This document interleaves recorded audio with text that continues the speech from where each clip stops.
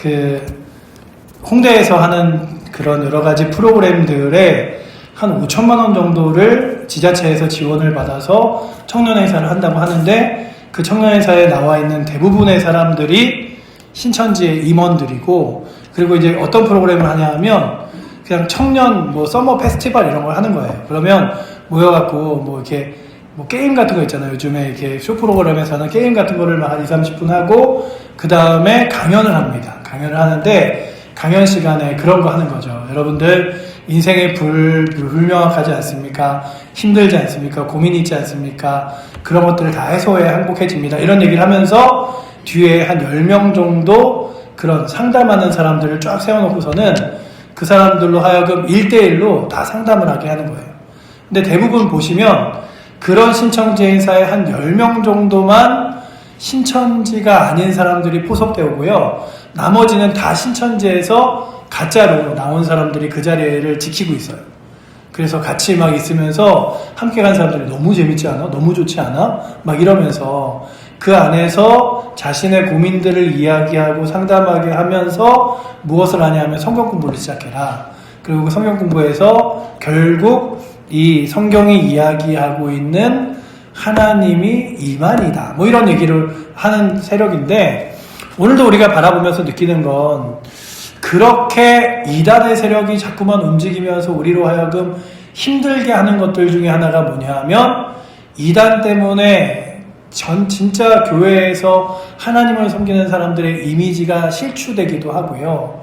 그뿐만 아니라 그 이단의 시간을 빼앗기고 마음을 빼앗긴 사람들이 하나님의 거룩한 진리와 은혜를 만날 수 없게 만드는 거예요. 근데 그 이단의 세력이 결코 작은 동네라고 하여서, 우리 칠보 아니면 정읍이라고 하여서 그냥 두는 게 아니라 아주 뿌리 깊은 데까지 뿌리 내리고요. 심지어는 요즘에요, 하나님의 교회라는 이단은 우리나라에는 한 13만 정도밖에 안 되는데, 그들이 말하기에는 자기들이 240만 정도 된대요. 전 세계적으로. 근데 아마 240만까지는 안 될 거지만 한 7, 80만은 될 거예요. 그리고 그 통일교도 우리나라보다 세계에 훨씬 더 교세가 높습니다. 왜 그러냐 하면요, 우리나라의 선교사들이 나가듯이 필리핀과 동남아에 그리고 후진국에 가서 많은 돈을 쏟아붓고 그러는 거예요. 그리고 그 안에서 그냥 이렇게 막 쌀포대 하나 주면서 오늘 이 자리에서 우리 교회 다니겠다고 사인하면 쌀 한 가마니 주겠다. 뭐 쌀 20kg, 10kg 주겠다. 이러면 그 사람들이 뭐 1년, 한 달 내내 열심히 해서 쌀 하나 얻을 걸 사인 하나 하면 주니까 사인하고, 그래서 그 안에 모이게 되는 거고요. 심지어는 뭐 코스타리카 같은 나라들은 주일날 아침에 이초석이라고 하는 이단이 그 주일날 아침에 기독교 방송이라는 방송국에, 그 코스타리카 방송국에 메인 설교로 나오기도 하고 그래요. 그러니까 이단들이 계속해서 그 후진국에다가 돈을 굉장히 많이 쏟아붓는데, 그런 이유 중에 하나가 우리 교회 이렇게 크다 이러는 거예요. 근데 가장 안타까운 것 중에 하나가, 영혼을 살려야 될 그들이 영혼 앞에 서는 게 아니라 이단 앞에 서서 나아갈 때, 오늘도 우리들이 안타까운 건, 주님, 이단과 이단이 아닌 것들을 구분하지 못하는 세대에, 아유 신천지든 하나님의 교회든 뭐 다 교회지 뭐 라고 말하는 사람들에게 정말 빛과 진리 되신 주 예수 그리스도가 빛 되시게 보여지게 하여 주시옵소서. 그 예수 그리스도를 바라보며 나아갈 수 있도록 인도하여 달라고 구하며 나아갈 수 있는 은혜가 오늘도 이 자리에 있는 여러분들과 저에게 있기를 축원합니다. 그렇게 예수님이 그 당시에도 얘기했어요. 영혼을 찾는 사람들에게 영혼과 불사는 주님에게밖에 없다. 마치 진시 황제가요, 죽지 않는 영약인 불로초를 찾으려고 평생을 헤맸지만, 그리고 현대인들도 지금 각종 건강식품과 첨단 의학으로 도움을 받으며 애쓰지만, 세계적인 부호들도 노화 방지 연구에 수십억 달러를 투자하지만 아무리 노력해도 죽음의 한계는 벗어날 수 없습니다. 그렇죠? 우리의 인생 가운데 여러분들 막 더 아주 오래 사시는 분 보셨나요? 그렇지 않잖아요. 정말 강건하고 건강하신 분들도 어느 순간 아유 이게 그 건강이 정말 내가 자랑할 수 있는 게 아니었네 하게 되는 경우 때가 오잖아요. 그래서 느끼는 건 내가 이 땅에서 가장 자신하고 확신할 수 있는 건 주 예수 그리스도를 믿는 것이다 라고 확신하며 그 예수 그리스도를 믿음으로 붙들고 나아가실 수 있기를 축원합니다. C.S. 루이스가 이렇게 이야기했어요. 만일 내 안에 이 세상의 어떤 경험도 결코 나를 만족시킬 수 없는 갈망이 있다면, 뭘 해도 배고프고 뭘 해도 목마르고 뭘 해도 만족스럽지 않다면 그것은 내가 다른 세상을 위하여 지음받았다는 증거이다. 여러분들, 뭘 해도 완벽하게 여러분들의 마음을 만족시키지 못하십니까? 여러분들이 이 땅에서만의 존재가 아니기 때문입니다. 결국 우리가 이 세상에서 채울 수 없는 영원에 대한 갈망은 우리의 닿는 세상, 영원한 하나님 나라에서만 채워줄 수 있는 거죠. 그래서 예수님께서는 51절에 나는 하늘에서 내려온 살아있는 떡이니 사람이 그 떡을 먹으면 영원히 살리라 라고 말씀하십니다. 예수 그리스도를 생명의 떡으로 삼아 그 예수 그리스도를 삶의 양식으로 삼아 날마다 예수 그리스도를 붙들고 살아갈 수 있는 은혜가 있기를 축원합니다. 잘 기억해 보시면 요한이 이 글을 쓰면서 여러분들 우리가 6장을 계속 읽어나가는 가운데 계속 생명의 떡의 얘기를 쓰는 거예요. 요한이. 너무 많이 썼나? 이런 게 아니라 그래, 예수님을 붙들어야 되는데, 예수님을 믿어야 되는데, 예수님을 의지해야 되는데 그렇지 못한 사람들 어떡하지? 이런 마음으로 쓴 거예요. 예수님은 우리에게 단순한 장수가 아니라 영원한 생명을 주시는 분이십니다. 그 영생을 통해 우리는 현재의 삶에서 확신을 얻고 미래를 향한 소망을 갖게 되는 것이죠. 하나님 아버지께서 우리를 부르셨음을 기억하기 원합니다. 45절에 선지자의 글에 기록된 바 그들이 다 하나님의 가르침을 받으리라 하였으니 라고 되어 있잖아요. 그런데 이것이 어디에 성취냐면 구약 성경의 이사야 54장 13절의 성취예요. 무슨 내용이냐면 내 모든 자녀들은 여호와의 교훈을 받을 것이니 내 자녀에게는 평안이 있을 것이며. 그래서 하나님의 자녀는 하나님의 말씀을 받고 살아요. 오늘도 여러분들이 예배 자리에 나와서 말씀을 듣는 이유, 이 성경을 다른 책보다도 소중하게 여기고 바라볼 수 있는 이유. 제가요 이번 주에 지난주에 SNS에서 그런 글을 하나 봤어요. 스마트폰을 성경처럼 아이들이 들고 다니며 본다면 어떨까? 그래서 제가 이번 주에 한 하루 이틀 이렇게 이 스마트폰에 성경 읽기 있는 거 있잖아요. 성경 읽기를 계속 걸어다니면서도 보고 이렇게 다니면서도 보고 사무실 가서도 보고 막 이렇게 보면서 그래, 하나님 말씀을 꾸준히 읽어내려가서 그 말씀이 나의 삶의 지혜로, 나의 삶의 능력으로, 나의 삶의 확신으로 얻는 사람은 얼마나 복된가. 여러분들이 성경을 쓰기도 하시잖아요. 필사도 하시는 분도 있고 꾸준히 읽으시는 분들도 있고 말씀이 어렵지만 그래도 이렇게 음성으로도 잘 안 보여서 음성으로 들으시는 분들도 있잖아요. 그런데 어찌됐든 간에 쓰던 읽던 듣던 간에 하나님 말씀과 늘 꾸준히 가까이 하시고 함께 하셔서 하나님께서 주시는 거룩한 지혜로 날마다 평안함을 얻으시기를 축복합니다. 아, 그래, 하나님 말씀이 지혜야. 그 말씀을 읽으면 내 인생이 어디로 와서 어디로 가는지가 보이고 나의 인생 가운데 누가 함께 하시는지가 보이며 나의 삶 가운데 인도하시는 역사가 보이지. 그래서 어거스틴이라는 사람이 뭐라고 썼냐면요, 하나님 주께서 먼저 나를 찾지 않으셨다면 나는 결코 주를 찾을 수 없었을 것입니다. 그러니 오늘도 하나님께서 찾아온 그 주님을 날마다 붙들고 살게 하여 주시옵소서. 그러니 오늘도 주님 붙들고 나아갈 수 있는 은혜가 여러분들과 저에게 있기를 축원합니다. 믿는 자에게는 영생을 주신다고 오늘 말씀에 기록하죠. 6장 47절 말씀을 한번 같이 읽어볼까요? 함께 읽겠습니다. 진실로 진실로 너희에게 이르노니 믿는 자는 영생을 가졌나니. 아멘. 예수님이 여기에 진실로라는 말을 2번이나 붙였어요. 진짜로 나를 믿는 자는 영원한 생명을 얻을 거야. 딴 데 영원한 생명이 있다고 해도 쫓아가고 따라다니지 마. 나를 믿는 자에게 영원한 생명이 있을 거야. 그러니 오늘도 그 영원한 생명 되신 주님을 믿으시며 나아가시기를 축복합니다. 여러분, 제가 오늘 설교를 준비하면서 이 부분에서 2명씩 한번 살짝 짝을 지어보시고요. 뭐 없으시면 어쩔 수 없고요. 짝을 지어보셔서 옆에 분에게 이렇게 질문하신 거예요. 영생을 믿으십니까? 예수를 믿으십니까? 한번 질문해 보세요. 예수를 믿으십니까? 네, 그럼 대답을 해주셔야죠. 뭐라고?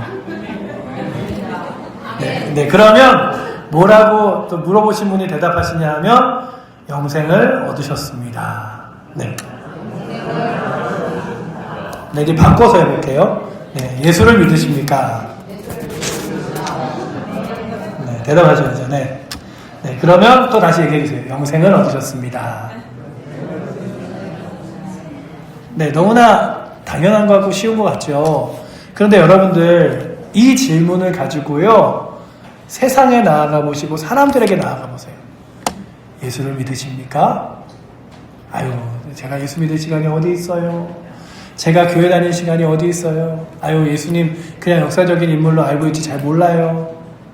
그러면 우리가 두 번째 쉬운 대답을 해줄 수 없는 거예요. 영생을 얻으셨습니다. 그러니 오늘도 주님, 내가 만나는 사람들이, 나와 함께하는 사람들이 예수를 믿으십니까에 대한 대답으로 네, 아멘하게 하시고, 또한 그들이 영생을 얻으셨다고 내가 기뻐하며 확신하며 말하게 하여 주시옵소서. 그래서 오늘도 이 질문 너무나 쉽잖아요. 예수 믿으십니까? 그런데 이 질문에 쉽게 대답할 수 있는 사람이 많지 않아요. 물론 여러분들 교회 안에 있으니까 쉽게 대답하시죠. 교회 밖에서 그냥 늘 함께 즐겁게 이야기하는 친구들에게 예수 믿어? 얘기해보세요. 교회 다녀? 뭐 이게 아니라 예수 믿어? 그러면 그 대답이 결코 쉽지 않음을, 결코 영생을 얻었다고 말해주기가 쉽지 않음을 느끼실 거예요. 예수님 믿는 사람은 장차 영생을 얻게 될 것이다가 아니라 지금 이 순간 이미 영생을 소유한 사람인 줄 믿습니다. 여러분들과 저는 영생을 누리고 소유하는 게 살아가는 거예요. 사도 요한은 다른 곳에서 이 진리를 분명히 증거합니다. 아들이 있는 자에게는 생명이 있고 하나님의 아들이 없는 자에게는 생명이 없느니라. 요한일서 5장 12절. 요한이 요한 1, 2, 3서와 요한계시록, 요한복음을 썼잖아요. 여러분들이 요한계시록 하면 가장 무섭고 떨리듯이 느껴지시지만 사실 요한이 쓴 책 중에 요한이 가장 정성스럽고 기쁘게 쓴 책은 요한복음이에요. 그리고 요한복음에 대한 이야기를 삶의 실천편으로 쓴 게 요한계시록이에요. 요한계시록은요, 그저 장차 있을 미래의 이야기가 아니라 주 예수 그리스도와 우리의 삶은 어떻게 동행해야 되는가, 어떤 환난과 어려움이 와도 왜 내가 주 예수 그리스도를 붙들고 소망해야 되는가. 그러기에 요한이 이걸 쓴 다음에 그래, 예수 믿지 않는 사람이, 예수를 알지 못하던 사람이 예수 믿는 게 먼저지. 그러니 예수를 모르는 사람에게 예수님이 어떤 분이신지를 내가 가르쳐줘야겠다. 그래서 쓴 책이 요한복음이에요. 그래서 요한복음 성경을 여러분들이 꾸준히 읽으시면 예수님에 대하여 깊이 있게 깨달으시며 만나실 수 있습니다. 제가 아주 예전에 들었던 이야기로는 칼기 사건을 일으켰던 김현희라고 하는 사람이 감옥에 갔어요. 우리나라에서 잡혔잖아요. 그리고 감옥에서 요한복음을 꽤 많이 읽으며 예수를 믿었다는 이야기를 들어본 적이 있습니다. 그러니 오늘도 여러분들과 저에게 있는 하나님의 말씀은 우리를 영생으로 이끄신다면 하나님의 거룩한 말씀을 따라 영생을 누리며 살아갈 수 있는 은혜도 오늘 여러분들과 저에게 있기를 축원합니다. 우리의 영생은요, 현재 진행형이며 하나님의 손 안에서 안전하게 보존되어 있습니다. 결코 잃어버리지 않아요. 그런데 그것을 또한 잃지 않도록 여러분들이 날마다 붙잡는 게 중요해요. 바울이 그랬죠. 내가 이미 얻었다 함도 아니요 이미 이루었다 함도 아니라 나는 나의 부르심을 향해 쫓아 날마다 달려가노라 라고 말한 것처럼 주님 나를 구원하셨지만 그 구원, 그 은혜, 그 소망 잃어버리지 않도록 날마다 주님 제가 그거 붙들며 그거 따라가며 살아가겠습니다. 나로 하여금 세상에선 지칠 수 있으나 환경에선 지칠 수 있으나 믿음으로 지치지 않고 주님 쫓아가게 하여 주시옵소서. 그렇게 여러분들의 열정을 다하여 주님을 따라가며 살아가실 수 있기를 축복합니다. 한 믿음의 할머니가요, 이런 일화가 있습니다. 어느 병실에서 임종을 앞둔 한 할머니가 가족들에게 마지막 유언처럼 이렇게 말했습니다. 얘들아, 울지 마라. 나는 죽으러 가는 게 아니란다. 이제야 진짜 집으로 돌아가는 것이란다. 가족들은 슬퍼 울고 있었지만 그 할머니는 오히려 밝은 얼굴이었습니다. 왜 그렇습니까? 예수님을 믿는 사람에게 죽음은 끝이 아니기 때문에 그녀의 말대로 영원한 참된 고향으로 집으로 가는 출발이기 때문에 그렇습니다. 이렇듯 믿음의 눈으로 보면 죽음은 끝이 아니라 영원한 시작입니다. 예수님을 믿는 우리에게 이미 영생이 주어졌고 죽음 너머로 이어지는 산 소망이 있기 때문에 두려움에 대신하여 확신이 있음을 기뻐하며 나아가시기를 축복합니다. 예수님은요, 우리의 생명의 떡이 되신다고 말씀하셔요. 이것은 세상이 줄 수 없는 것입니다. 우리는 먹을 것으로 배부를 수 있어요. 하지만 그것도 얼마 가지 않아요. 먹을 것으로 너무 만족스럽다 하지만 그것도 얼마 가지 않아요. 그런데 예수님이 그러시죠. 다시는 목마르지 않을 거룩한 물과 생명의 떡이 되어주겠다 말씀하십니다. 그래서 오늘 말씀에 보시면 너희 조상들은 광야에서 만나를 먹었어도 죽었거니와, 만나는 하나님이 주신 거거든요. 하나님이 주신 것을 먹어도 결국 그의 일생에 다하잖아요. 여러분들, 예수님께서 나사로를 죽은 자 가운데 살리셨지만 나사로가 다시 육신의 생명을 잃었잖아요. 그러니 육신의 생명이 우리 가운데 영원히 중요한 게 아니라는 거예요. 만나 죽었지만 이 떡을 먹는 사람은 영원히 산다라고 요한복음은 말씀하고 있죠. 그러니 오늘도 우리가 영원히 살 예수 그리스도가 나의 삶의 떡이 되신다고 믿으며 날마다 예수 그리스도와 동행하시며 예수 그리스도의 거룩한 은혜를 먹고 마시는 은혜가 있기를 축원합니다. 우리가 성찬식을 할 때 예수 그리스도의 살과 피를 믿음으로 먹잖아요. 그리스도의 피를 먹음으로 나도 함께 죄의 용서함 받았음을 고백합니다. 그리스도의 살을 먹음으로 나도 주님과 동행하여 살 것을 고백합니다. 여러분들, 우리는요, 이것을 의미로 봅니다. 주님이 나의 삶 가운데 찾아오셔서 나의 주인이 되시고 나와 함께 하신다. 근데 천주교는요, 이걸 의미로 보는 게 아니라 정말 예수 그리스도의 피와 살을 먹는다고 생각해요. 그래서 천주교가 주장하는 게 뭐냐면 화채설이에요. 화채하니까 이렇게 수박 퍼놓고 이렇게 사이다 붓는 게 아니라요, 몸이 변화된다는 뜻이에요. 그래서 그 천주교에서 이렇게 성찬식 할 때 이렇게 입에 넣잖아요. 그럼 입에 넣어서 목에 넘어가는 순간 그게 떡이 아니라 예수님의 살이 된다. 포도주를 입에 넣어서 목으로 넘기는 순간 그건 진짜 예수님의 피다, 이러는 거예요. 근데 우리는 예수님의 피와 살을 먹는 게 아니에요. 예수님의 피와 살로 의미된 나의 속죄함과 영원한 생명을 감사하며 성찬을 누리고 주님을 찬양하는 것이라면, 오늘도 주님, 내가 나를 위해 십자가에 돌아가신 예수님 때문에 죄 용서함을 받았고 나를 위해 다시 부활하신 예수님을 기억하며 나도 천국에 소망이 있을 줄 믿습니다. 그러니 저 영원한 생명을 주시는 그 믿음 내가 가지고 살아가게 하여 주시옵소서. 오늘 말씀의 제목이 그거잖아요. 믿는 자에게 주시는 영생. 그렇다면 그 믿음으로 영원한 생명을 누리며 살아갈 수 있는 은혜가 오늘도 이 주일 오후에 나온 여러분들과 저에게 있기를 축원합니다. 솔로몬이 그 많은 부귀영화를 갖고도요, 그의 인생 뒷자락에 이야기한 게 그거다. 헛되고 헛되도다. 헛되고 헛되도다. 그러니 여러분들이요, 때로는 부하지 않다고 걱정하지 마시고요, 연약하다고 낙심하지 마시고요, 그래, 헛된 것보다 나는 가장 귀한 것을 소유한 사람이다 라고 여기며 주 앞에 나아가시기를 축복합니다. 그 스펄전이라는 목사님이 이런 얘기를 하셨어요. 예수 그리스도는 우리의 영혼을 위한 빵이다. 그분을 먹는 순간 우리의 심령은 영원히 굶주리지 않는다. 그러니 오늘도 예수 그리스도와 동행하시며 주님을 여러분들의 삶의 가장 귀한 양식으로 여기시는데, 그 양식이라는 표현이 바로 말씀이에요. 이 말씀을 여러분들의 삶의 능력과 영광으로 여기며 살아가실 수 있기를 축원합니다. 영생은 단순히 죽은 후에 천국 간다는 미래의 소망만을 의미하지 않습니다. 영생을 가진 우리는 이 땅을 살아가는 동안에 새로운 삶을 누리는 거죠. 그래서 그 영생은 무엇을 주냐면 낙심한 자에게 소망을 줍니다. 여러분들 혹시 삶에서 여러 가지 문제로 낙심하십니까? 예수 그리스도를 붙들고 소망하며 나아가실 수 있기를 축원합니다. 주님, 제가 이런 문제 때문에 속상한데 저에게 영원한 생명이 있기에 감사하며 나아가겠습니다. 또한 죄의 종노릇에서 우리를 자유케 합니다. 여러분들을 지금도 올가매게 하는 죄들이 있습니까? 세상의 죄악들이 여러분들을 자꾸만 넘어뜨리게 합니까? 주님, 저는 저 영원한 하나님 나라의 생명을 얻었사오니 죄로부터 자유로워 하나님 거룩한 은혜를 붙들고 살아가게 하여 주시옵소서.